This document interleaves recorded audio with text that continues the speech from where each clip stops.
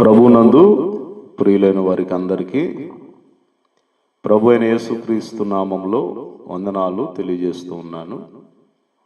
మరి దినమున దేవుని యొక్క వాక్యమును ధ్యానం చేద్దాం. ఆదికాండము 24వ అధ్యాయము మొదటి వాక్యము నుండి చదువుతూ ఉన్నాను. అబ్రహాము బహుకాలము గడచిన వృద్ధుడై ఉండెను. అన్ని విషయములలోనూ యెహోవా అబ్రహామును ఆశీర్వదించెను. మరి లేఖన భాగంలోని ఆంతర్యాన్ని మనము ధ్యానం చేద్దాం. బైబిల్ గ్రంథంలో అత్యంత ప్రాముఖ్యమైనటువంటి వ్యక్తిగా అబ్రహాము ప్రత్యేకించబడినట్లుగా మనకు అనేకమైన లేఖన భాగాల ద్వారా దేవుడు తెలియజేస్తూ ఉన్నాడు. మరి దేవుని యొక్క పిలుపు మేరకు, దేవుని యొక్క ఆజ్ఞ మేరకు అబ్రహాము తన యొక్క జీవితాన్ని కొనసాగించినటువంటి విషయాన్ని మనము అనేక మార్లు ధ్యానం చేశాం. మరి అబ్రహామును దేవుడు అన్ని విషయములలో ఆశీర్వదించాడు. మరి అబ్రహాము ఎవరు, ఎక్కడ నుండి ఆయన పిలువబడ్డాడు అని మనం చూస్తే, ఇప్పుడు అన్యులు అని చెప్పబడుచున్నటువంటి, ఇప్పుడు విగ్రహారాధికులు అని చెప్పబడుచున్నటువంటి మరి వారి వలె అబ్రహాము యొక్క కుటుంబము కూడా విగ్రహారాధన సంబంధమైనటువంటి కుటుంబమే. వారు ఎక్కడ ఉండేది వారు అంటే కల్దీయుల ఊరు అనేటువంటి పట్టణములో వారు ఉన్నారు. అంటే ప్రస్తుత ఇరాక్ ప్రాంతం అని మనం చెప్పుకోవచ్చు. మరి బాబులోనియుల్ని ఎక్కువ భాగం కల్దీయులు అని పిలిచేవారు.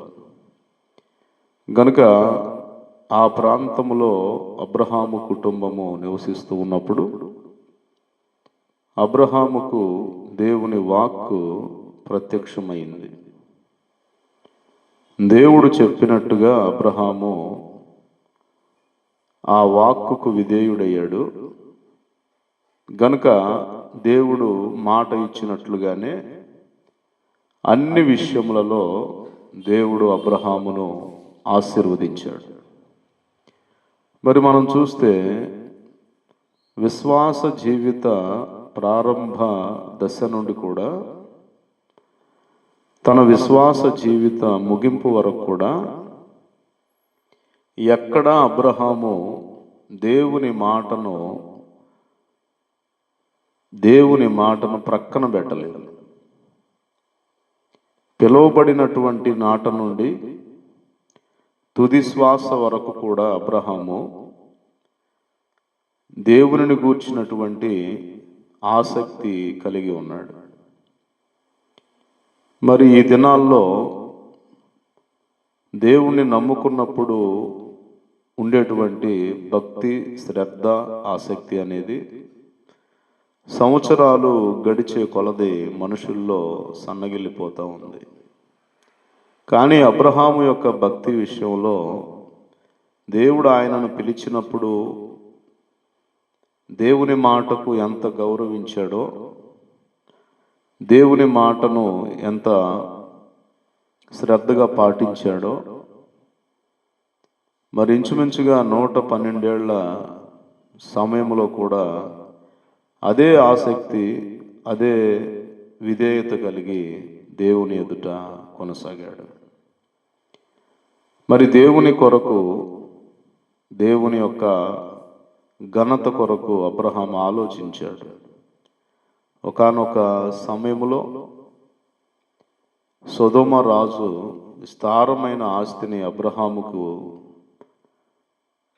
మరి ఇచ్చినప్పుడు నూలు పోగు కూడా నాకు వద్దు, ఎందుకంటే అబ్రహామును నేను ధనవంతుడిని చేశాను అని నువ్వు చెప్పుకుంటావు.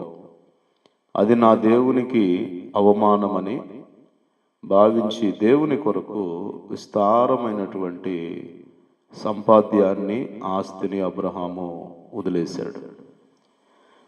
ఎందుకనగా ఏ మనుషునికి మహిమ రాకూడదు, తాను ఆశీర్వదించబడితే, తాను సమృద్ధితో నింపబడితే, తాను గొప్పవానిగా తీర్చబడితే ఆ యొక్క మహిమంతా కూడా, ఆ పేరు ప్రఖ్యాతి అంతా కూడా దేవునికి మాత్రమే చెందాలనేటువంటి ఒక దృఢ సంకల్పం కలిగిన వాడు. అందుకోసం ఆయన మరి దేనినైనా విడిచిపెట్టడానికి ఆయన ఇష్టపడ్డాడు. ఒకప్పుడు ఆస్తిని విడిచిపెట్టాడు, విస్తారమైన ఆస్తి వస్తే దాన్ని విడిచిపెట్టాడు. మరి మొదటిగా చూస్తే తన తండ్రి ఇంటిని, బంధువులను, మరి తన సొంత దేశాన్ని విడిచిపెట్టాడు. మూడవదిగా మనం చూస్తే 112 సంవత్సరాలప్పుడు దేవుడు తనకొక్కడై ఉన్నటువంటి తన కుమారుణ్ణి అడిగినప్పుడు మారు మాట మాట్లాడకుండా ఇస్సాకును తీసుకొని మోరియా పర్వతం మీదకి వెళ్ళి అక్కడ దేవుని కొరకు ఇస్సాకును దహన బలి చేయడానికి సర్వం సిద్ధపరుచుకొని ఇస్సాకు మీదికి కత్తి ఎత్తాడు. మరి ఈ 3 విషయాల్లో మనం చూచినప్పుడు సొంత దేశాన్ని, తండ్రి ఇంటిని, బంధువులను మరి విడిచిపెట్టాడు. రెండవదిగా సొదొమ రాజు ఇచ్చినటువంటి విస్తారమైన ఆస్తిని విడిచిపెట్టాడు. మూడవదిగా తన సొంత కుమారుణ్ణి కూడా అబ్రహాము విడిచిపెట్టాడు.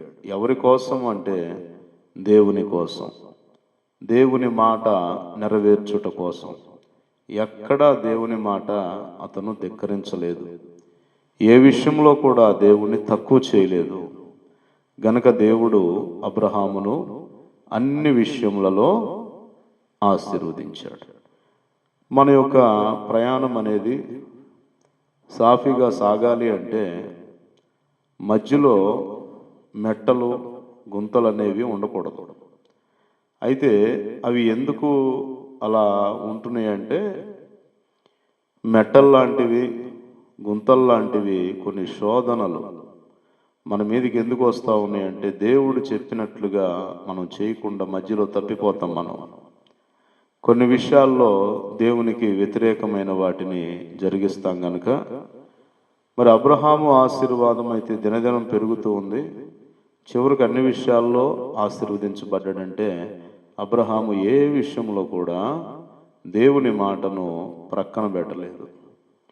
అయితే మనం అనేకమైన విషయాల్లో తప్పిపోయాము గనక అనేకమైన శోధన భరితమైనటువంటి ప్రయాణంగా మన జీవిత ప్రయాణం అనేది విసుగుదలగా, చాలా ఇబ్బందికరంగా మన విశ్వాస జీవితాలు కొనసాగుతూ ఉన్నాయి. కారణం ఏమీ లేదు, నీవు దేవుని మాటను ఎక్కడ పెడచెవిని పెట్టకుండా చక్కగా అబ్రహాము వలె మరి దేవుని కొరకు మరి తన సొంత దేశాన్ని, తండ్రి ఇంటిని, బంధువులను విడిచిపెట్టడం, మరి దేవుని కొరకు విస్తారమైన ఆస్తిని కూడా విడిచిపెట్టడం, మరి దేవుని కొరకు కన్న కుమారుణ్ణి కూడా విసర్జించడం, మరి ఇటువంటి ఉన్నతమైనటువంటి విశ్వాస విలువలతో కూడినటువంటి ఆత్మీయ జీవితం అబ్రహాము యొక్క జీవితం.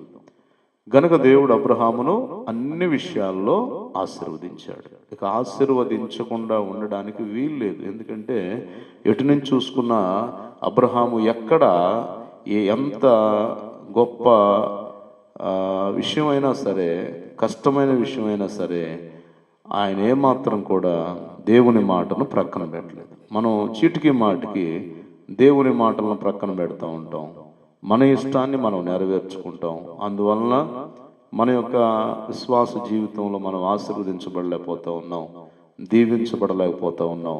కేవలం మన యొక్క తప్పిదములు, దేవునికి వ్యతిరేకంగా ప్రవర్తించే ప్రవర్తనే మన అభివృద్ధిని అడ్డుకుంటా ఉందన్నమాట. అందుకే యెషయా గ్రంథములు అన్నాడు 59వ అధ్యాయంలో, రక్షింపనేరక ఉండినట్లు యెహోవా హస్తము కొరచు కాలేదు, విననేరక ఉండినట్లు ఆయన చెవులు మందము కాలేదు. మీ దోషములు మీకును మీ దేవునికిని అడ్డముగా వచ్చాయి, మీ పాపములు ఆయన ముఖమును మీకు మరుగు చేస్తా ఉన్నాయి అని అక్కడ రాయబడింది. అయితే అబ్రహాముకు దేవునికి మధ్య అడ్డముగా ఎటువంటి లోపం కూడా అబ్రహాములో లేదు గనుక సాఫీగా తన యొక్క విశ్వాస జీవితం అనేది ప్రశాంతంగా సాగిపోయింది. అన్ని విషయాల్లో అబ్రహాము ఆశీర్వదించబడ్డాడు. ఆశీర్వదించబడిన తరువాత కూడా అబ్రహాము దృష్టి ఎటువైపు ఉంది, ఎలా ఉంది అని మనం ఒకసారి పరిశీలన చేస్తే, అంతగా ఆశీర్వదించబడిన కూడా అబ్రహాము యొక్క దృష్టి మాత్రం మరి హెబ్రీ పత్రికలో 11వ అధ్యాయంలో 10వ వాక్యములో ఉన్న వాక్యం చదివితే మనకు అర్థమవుతుంది. ఏలయనగా దేవుడు దేనికి శిల్పియు నిర్మాణకుడై ఉన్నాడో పునాదులు గల ఆ పట్టణము కొరకు అబ్రహాము ఎదురు చూచుచుండెను. చూసారా, దేవుడు ఎంత ఆశీర్వదించినా ఆ సంపాదన వైపు కానీ తనకున్న వాటి వైపు కానీ తన దృష్టి లేదు.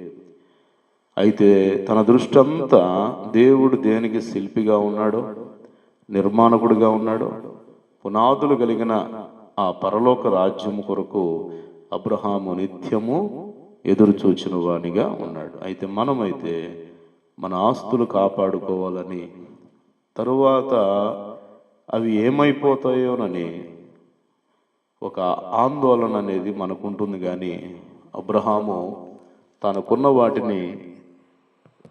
వాటిని బట్టి ఎప్పుడు ఆలోచించలేదు. కానీ దేవుడు కట్టినటువంటి శాశ్వత రాజ్యం వైపే తన దృష్టిని అబ్రహాము నిలిపాడు.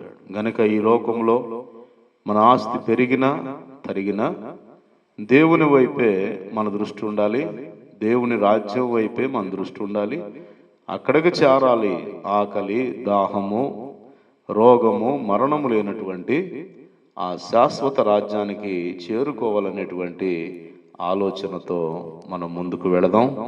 అబ్రహాము వలె దేవుని మాట విని దేవుని కొరకు దేనినైనా విడిచిపెట్టడానికి మనము సిద్ధపడి, మరి అబ్రహాము తన తండ్రి ఇంటిని, బంధువులను, సొంత దేశాన్ని, సొదొమ రాజు ఇచ్చిన ఆస్తిని, మరి ఇస్సాకును సహితం దేవుని కొరకు విసర్జించాడు గనుక అన్ని విషయాల్లో ఆశీర్వదించబడ్డాడు. అయితే అన్ని విషయాల్లో ఆశీర్వదించబడినప్పటికీ తన దృష్టి మొత్తం తనకు కలిగిన ఆశీర్వాదం వైపు లేదు, తనకున్న ధనం వైపు లేదు, తనకున్న పేరు ప్రఖ్యాతి వైపు లేదు. కానీ దేవుడు దేనికి శిల్పిగా నిర్మాణకుడుగా ఉన్నాడో పునాదులు గల ఆ పట్టణము మీదే తన దృష్టి నిలిపాడు. ప్రభు మిమ్మల్ని దీవించునుగాక. ఆమెన్.